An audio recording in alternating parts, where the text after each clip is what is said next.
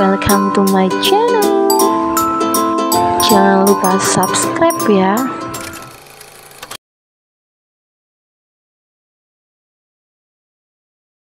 Wulan dan Devano sedang menikmati quality time mereka berdua di hotel. Memang, 1 minggu sekali mereka suka check-in. Hal tersebut dilakukan sebagai salah satu cara untuk pemulihan Devano. Di rumah ada 2 babysitter yang membuat mereka kurang leluasa. Jika di hotel, mereka bebas melakukan apa saja. Berteriak pun tidak akan ada yang mendengar. Apalagi Devano membutuhkan rangsangan lebih. Wulan terus saja bersabar, membantu suaminya agar bisa turn on seperti pria pada umumnya. Bisa saling memberi kepuasan. Devano sedang berdiri di balkon hotel menikmati udara malam. Sepasang tangan memeluknya dari belakang, kemudian menusuk masuk membelai dadanya. Karena memang baju tidurnya tidak dikancing, gerah. Sementara punggung pria itu juga tak luput dari sentuhan bibir wanita yang saat ini sudah mulai ia cintai, menggantikan posisi Verlin di hatinya. Devano begitu menikmatinya, apalagi ketika tangan Wulan mulai menyentuh bagian-bagian sensitif di tubuh pria itu. Mata Devano menjam.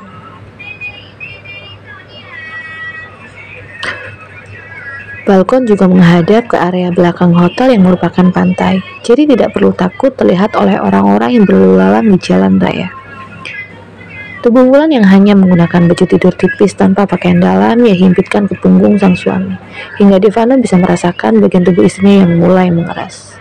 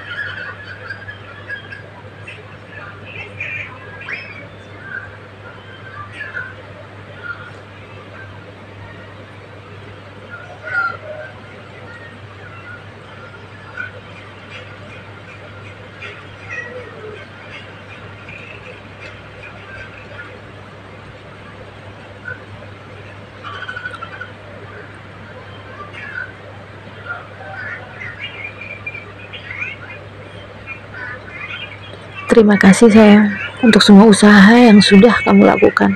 Kalau bukan karena kamu, aku pasti belum sampai ke titik ini, ucap Devano. Ini semua juga karena usaha kamu sendiri, karena kamu semangat untuk sembuh, termasuk semangat untuk melupakan masa lalu kamu, dan menghilangkan dia dari hati kamu. Tangan Wulan kembali bermain di tubuh Devano, mengusap dan membelai dada pria itu. Tadinya Wulan memang mencoba tutup mulut, tidak mengatakan apa saja yang Devano racaukan ketika dalam keadaan tidak sadar.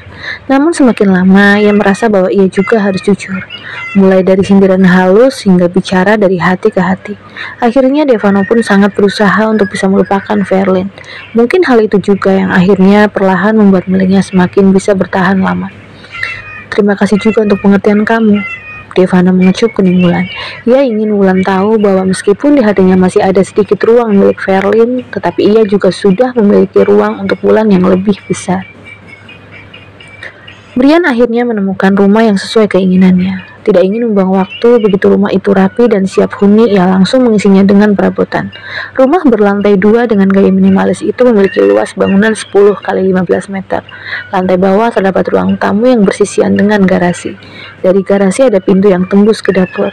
Dari ruang tamu masuk langsung bertemu ruang keluarga yang langsung tembus ke ruang makan dan dapur tanpa sekat. Di lantai 2 ada 3 kamar juga minibar. Flo pun sangat menyukai desain rumah itu. Wanita itu sangat bahagia. Akhirnya bisa hidup normal. Akhirnya bisa memiliki keluarga kecil sesuai impiannya. Menuruti orang tua Brian, akhirnya mereka menunda untuk bulan madu. Sebagai gantinya, Brian selalu menggarap Flo kapanpun dia mau, dimanapun. Entah itu di dapur, ruang makan, ruang keluarga, juga kamar mandi. Selain kamar mereka tentu saja. Karena kata dokter memang tidak apa-apa mereka melakukannya selama si ibu hamil merasa nyaman dan tidak mengeluarkan darah dari jalan lahir. Kehamilan Flo kali ini tidak membuatnya ngidam, tidak mual, pusing, atau apa saja yang sering ibu hamil alami. Makan pun tetap enak. Ia bisa makan apa saja seperti biasa. Sampai-sampai suami dan mertuanya menginginkan Flo merasakan ngidam. Mereka ingin Flo menginginkan sesuatu yang bisa membuat mereka harus mencari kemana saja. Sayangnya calon anak Flo mungkin tipe anak yang tidak mau menyusahkan orang tua. Brian sudah tidak mau lagi keluar kota. Ia tidak mau meninggalkan Flo terlalu lama. Ke kafe pun ia hanya sebentar. Urusan wedding organizer sepenuhnya ia serahkan pada pegawainya. Kecuali jika pegawainya tak bisa menghandle, maka Brian akan turun tangan. Sementara Priscilla, ia memilih untuk bekerja. Ia juga tak lagi tinggal di rumah orang tua Brian. Ia harus bangkit. Hidupnya masih panjang. Meskipun harus sendiri, itulah yang harus dihadapinya. Tidak mungkin ia terus lari menghindar dari kenyataan. 5 tahun berlalu, kehidupan rumah tangga Evan dan Verlin semakin bahagia dan harmonis. Meskipun usia Evan sudah lebih dari 40 tahun, nyatanya pria itu semakin matang. Semakin hot kalau Verlin bilang. Hal yang membuat wanita itu tidak bisa membiarkan suaminya berkeliaran sendiri karena akan banyak pasang mata yang memperhatikan suaminya, meskipun hanya untuk sekedar melirik. Tidak ingin sang suami berpaling, Verlin melakukan berbagai cara. Meskipun ia yakin Evan tipe lelaki setia, mau dirayu bagaimanapun tak akan tergoda. Namun tidak ada salahnya jika ia melakukan servis yang bagus untuk suaminya. Selalu memasak makanan yang enak dan cocok di lidah Evan, melakukan perawatan untuk wajah dan tubuhnya, dan ia juga sedang rajin-rajinnya melakukan senam Kegel. Senam Kegel adalah gerakan yang ditujukan untuk mengencangkan otot panggul bawah. Aktivitas ini bermanfaat mengencangkan otot-otot di bawah rahim, kantong kemih, dan usus besar. Untuk hubungan suami istri, senam ini bisa menambah keharmonisan, karena manfaatnya bisa mengencangkan organ intim, sehingga suami bisa lebih puas. Verlin sudah membuktikannya. Nyatanya Evan semakin suka bermain ulekan dengannya, meskipun dalam keadaan sangat lelah sekalipun. Seperti biasa, setelah seisi rumah tidur, sekarang Arvin sudah 5 tahun lebih. Ia sudah tak lagi diasuh oleh babysitter. Verlin hanya memperkerjakan seorang asisten rumah tangga. Pasangan suami istri itu merajut kemesraan, saling menjubu memberi kepuasan. Sebelum ke intinya, mereka melakukan pemanasan. Sampai akhirnya tubuh mereka siap menyatu. Wajah yang memerah, mata yang sayu menandakan mereka sudah ingin mendapatkan puncak kepuasan. Verlin mengambil posisi. Woman on top adalah posisi favorit mereka. Ketika keduanya sudah benar-benar akan mendekat kepuasan itu, pintu kamar digedor. "Ma, Pa, buka pintunya. Arvin mau bobo sama mama papa."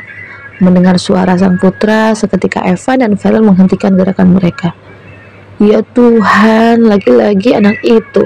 Kalau begini terus, kapan kita bisa buat adik buat dia?" gerutu Evan. Kejadian tersebut memang bukanlah yang pertama kali mereka alami. Seringkali Arvin tengah malam terbangun dan pindah kamar. "Sabar, anak kamu kan itu. Pokoknya mulai besok, lebih baik kita melakukannya pas siang, pas Arvin sekolah. Kalau bisa di hotel, HP dimatikan biar nggak ada yang ganggu." Verlin tersenyum, kemudian turun dari tubuh sang suami, segera merapikan baju yang berserak dan memakainya di kamar mandi. Begitupun Evan, ia turun dan langsung memakai celana dalam dan celana pendeknya lalu segera membuka pintu. Jagoannya sudah tidak sabar meminta pintu segera dibuka. "Habis ngapain sih papa sama mama? Arvin ngantuk tahu." Bocah itu berjalan masuk sambil mengucek matanya. "Ngantuk ya tinggal bobo, ngapain juga harus pindah sama mama papa? Katanya Arvin udah gede."